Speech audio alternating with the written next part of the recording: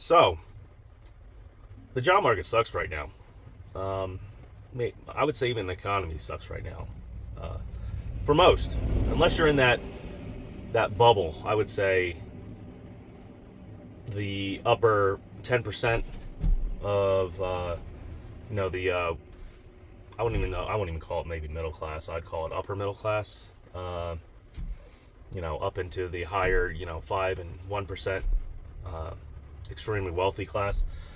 Because most of everybody in that upper class range has been able to buy assets, and with inflation, those assets have exponentially went up in value. So if you're in that upper 10%, an upper 5 and 1% class, the extremely wealthy, you're doing really well right now. But for everyone else, it's like slowly watching sand come out of an hourglass. And you're not going to be able to turn it back over again. Things are hard right now. Um, for the first time in my 25 years of working since I was like 16, finding a job uh, or changing careers or whatnot is pretty difficult right now. Now I have a CDL and everything, and usually it's very easy to get a job with a CDL. People are always looking, people are always quitting. Um, if I wanted to get into overroad again, I can easily get into overroad and run across country and see my family maybe 3 or 4 times a month. But I've been mostly applying, trying to change, where I'm working right now. Mostly for, not because I don't enjoy where I work and what I do. It's mostly just to improve my earnings, to make more. And what I've been finding is anything local, local driving or, mechanical field related, or even back into automotive. I applied for a few managers positions, for service managers and whatnot, or assistant service managers. And the jobs are posted. All right, they're posted. I look on Indeed, see if they reviewed my resume and stuff. And I even end up giving them a follow-up call. And they usually say the position's already filled. So why is the position still posted on Indeed or ZipRecruiter or whatnot? The same thing with a lot of these local trucking jobs. Call them up, be like, hey, I put in my resume and my application. Is there any update? Can I maybe come in for an interview? And the position's already filled. They're already filled. So I'm pretty much wasting my time. I've probably put out easily 100 or 150 applications, and even when I do get a call back and show up for an interview, when I show up for an interview at my time, I usually have to wait because there's about 3 other people in front of me, and I sit there and wait for about an hour. And these are from driving jobs, driver dispatch slash manager jobs, service writer jobs, service manager jobs, and the list goes on, and even some driving jobs. And they're just I don't know if it's just so many people are looking to change careers or out of work, but it's it's just hard to change jobs right now. I don't see me making any more money here, like raises. I don't see raises coming because I work for a rather large Caterpillar dealer in the Northeast. All right, and most of the guys that are here with this company have been here 20, 30 plus years, and they've always received a bonus before Christmas. Lately, last couple of years has been around $3,000 to $5,000. All right. Well, guess what? Of course, like usual, I start working here, and no bonus this year for the first time in like 15, 20 years or whatnot. Most of the guys can't remember when they didn't have a bonus before. So no bonus this year, and I would imagine if I do get a raise, it's going to be at most 25 cents. I highly doubt it's going to be any more, because some of the emails that we even had received, they're even closing 4 shops. Guys are getting laid off right before Christmas and New Year's, and it just makes you wonder, because from what I understand, from what I've heard from certain people in this organization, uh, we did rather well this year. Every quarter or every month they show us, and we turned a profit and everything, including definitely our shop where I'm at. We work on the really big heavy equipment, and from what I saw from what they showed during the meetings, we were doing well. So everyone expected to get their bonus, and we didn't. So I don't know what's exactly going on with the economy as a whole, but at least to me, maybe it's where I'm at in this side of the country or whatnot. I'm in the Northeast, in the Rust Belt region. Uh, maybe it's just this area that's not doing well. It seems like most of these job postings are BS, bogus. They're there for no reason. They're not really looking to hire. They're just, I don't know, giving HR something to do. So, it's a little bit disheartening. Recently, what I did is I applied to the IBEW for the a lineman's union, and I'm going to try to become an alignment apprentice. Now, I know that ain't for everybody. I know a lot of people don't have the mechanical aptitude and whatnot to do certain, blue-collared, high-skilled jobs, union jobs or whatnot. But, I'm going to see where that goes. Hopefully, I at least get interviewed. I have to pass an aptitude test, and we'll also see where that goes, because that is Algebra 2 and some trig, and it looks a little difficult, and I haven't done algebra in, like I said, probably like 25, 30 years. But right now, I have no outlook on the future of at least my employment. I mean, I have a job. I guess I should be thankful for that. There are plenty out here that don't make nowhere near as much as I do, and I should be pretty thankful for what I have. It's hard to, I guess I should say, because I don't see a future. Like when I was, I guess pre 2008, when I was growing up, out of high school and everything, it looked like there was a future. You went to work every day, you completed certain tasks, and you moved up the ladder, became an assistant manager or whatnot, or a lead, and it looked like you would have a future. Because even in those roles, it looked like you were going to top out maybe at $75,000 or $80,000 a year. Well, today, if you have a family of 3 or 4 children, or maybe you were divorced and you have to pay child support or alimony or something, and I would say maybe if you're living in the middle of nowhere, you might do all right. But if you're living in like just a suburban area, or maybe a more densely populated area, maybe in the Northeast, which technically I'm not. I'm kind of out in the boonies. Living off of like $70,000 or $80,000 a year is kind of difficult. And when I'm saying $70,000 or $80,000 a year, I mean before taxes, gross income. Once Uncle Sam takes his 26% or whatnot, or 28%, you pay Social Security and Medicare and all that stuff. You just lost like $25,000 out of that, somewhere around that range.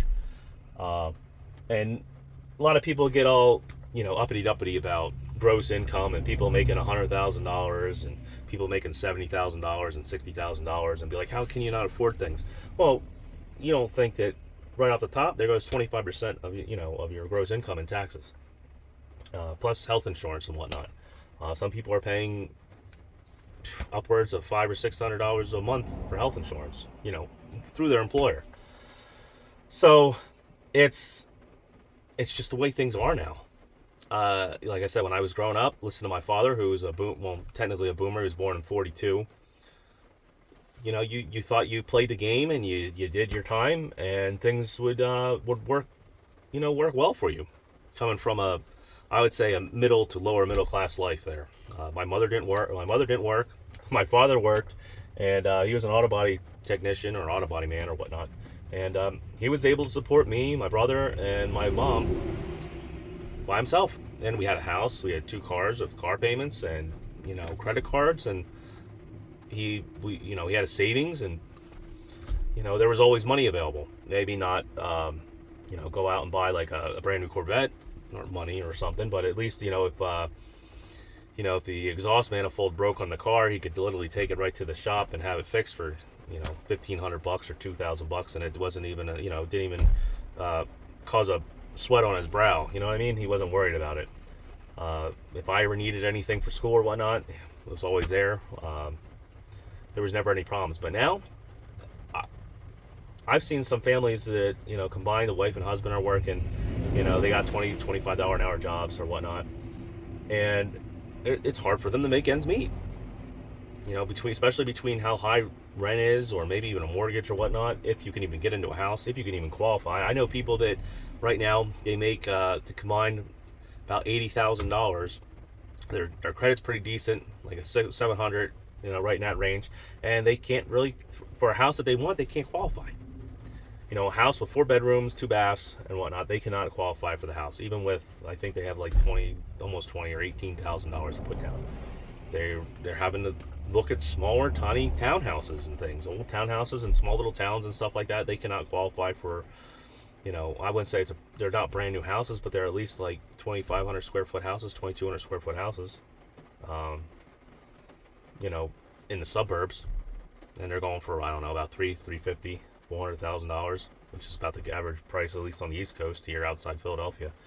And they can't qualify for a house, making like $80,000, $90,000 a year. So like I said, things just seem really ass backwards.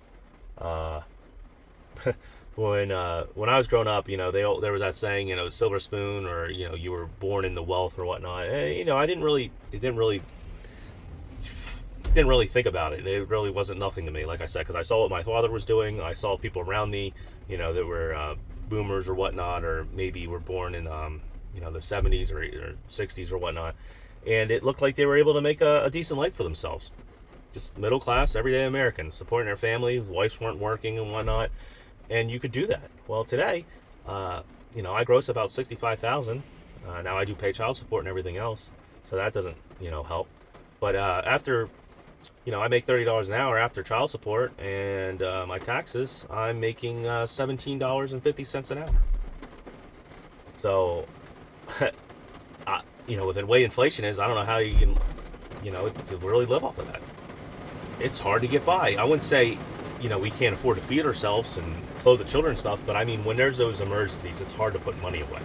If you have a normal life where you have cell phone bills, an internet bill, and we have one car payment, all right, anything that breaks turns into like a disaster. Now there is a little bit of money put away, but if you get those few weeks or months or whatnot where you keep having problems, something with the car breaks, something with the heater breaks, well, it's really easy to eat that money up. A couple $1,000 does not allow you much wiggle room, I should say, anymore. I guess I'm just trying to relay what I'm going through, and to see if it fits what everybody else sees. Now I'm sure there's always those outliers that somehow, I don't know, they went to school and got their associate's degree or whatnot and know the right people. Because I would say right now, the way the economy is and everything, it's not about technically what you know, but who you know and what class and who you click with. Because like I said, I know some people that if they didn't know people, they would be in the same boat as I am. Working a reasonably decent job, maybe middle of the road, I should say, employment, and they wouldn't be where they're at. They just knew the right people and had the right charisma and got into certain positions at certain companies, and they're upwards of $150,000. But that's not going to happen to everybody, right? That's not going to happen. The majority of us are never going to see over $100,000 a year.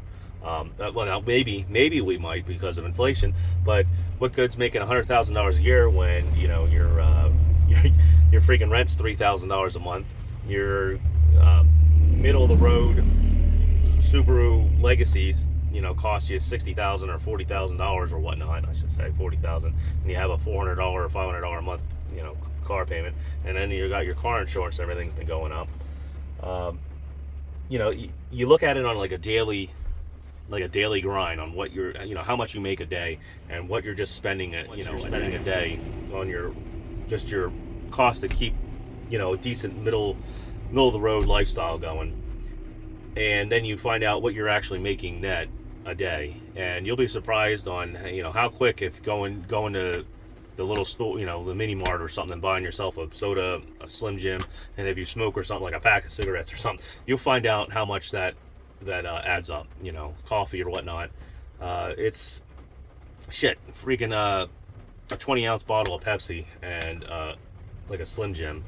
You're talking about like $6, $6. I feel freaking scared out of my mind for my children. Even if I send them to college, everybody's going to college now for a college degree, or anybody that can afford it or get in through with grades or a grant or subsidies or whatnot.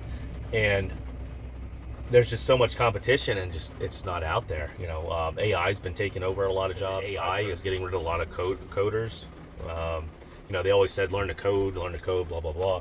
But they said AI is starting to take that over. I guess certain programs and algorithms are starting to basically code. You just write what you want, and the program codes it, and does the thing for it. So that's going to tighten up that job market. Nursing, I would say in my area is about the only thing that looks like it's exploding, that you can get a job anywhere as long as you have a nursing degree. That's pretty much out of the question, because I cannot afford to go back to school right now for a nursing degree or whatnot to become an RN or anything like that. Plus, from what I've heard, you're on call 24 hours a day, your hours suck and everything. So yeah, you might be making $50 an hour, but how good's your quality of life? I just figured I'd share my take on what a 38-year-old male living in the Rust Belt of Pennsylvania is going through, as traditionally grown up as middle class as just about anybody else. And I really don't feel like I don't even feel like I'm part of the lower class. I know there's people out there hurting more than I am, but it just seems like every day by day there's a little bit, the hourglass, like I said, the hourglass, it just keeps dropping sand, and I just watch it get smaller and smaller, and I have no ability to turn that back over. How long is it going to be with inflation to where you're making $50 an hour, and $50 an hour is the new $20 an hour? It's doesn't take long. And I really don't feel like working two jobs. I'll tell you that. I enjoy seeing my children. I enjoy seeing my family. And 50, 60 hours if I have to, that's fine. But to do what I used to have to do, where I'd be gone weeks on end, and have stress and calamity and catastrophe, being an owner operator, owning my own company, I'm done with that. After 12 years of ups and downs, and no real hope for the future, I'm done. I'm not a fast talker or whatnot, or really direct, but tell me what you think about the economy. How's your job hunt going? And if you really have some wits about you or whatnot, maybe put down in the comments ways that you've figured out how to get out of this down slump here or whatnot, either in the economy or job market wise or whatnot, because I don't see things getting much better. Even though the election happened and everything, there's only so much that can be done. And meanwhile, I see people laying off, see people not getting their bonuses, people not getting raises, and it just looks like everything's stagnant right now. It's really hard to, if you're just a regular blue collar working person with even people with associates and bachelor's degrees. Like, I can't believe some of these requirements for some of these positions that were normally just, you worked your way up into them. Management or supervisor, and they're only paying $50,000 or $60,000 a year, and they're requiring a business degree, a bachelor's business degree. I've even seen some masters and stuff thrown in there. If you're $80,000 to $100,000 a year, they want a business degree or a master's degree or something like that. What do you got, like a freaking $600, $700, $800 a month student loan debt, and they're going to pay you what, $60,000, $70,000 a year? So I don't know. It just seems like there's just not that balance anymore. But anyway, thanks for stopping by and watching this video. Like I said, if you got anything out of it, leave a comment. And I'm out.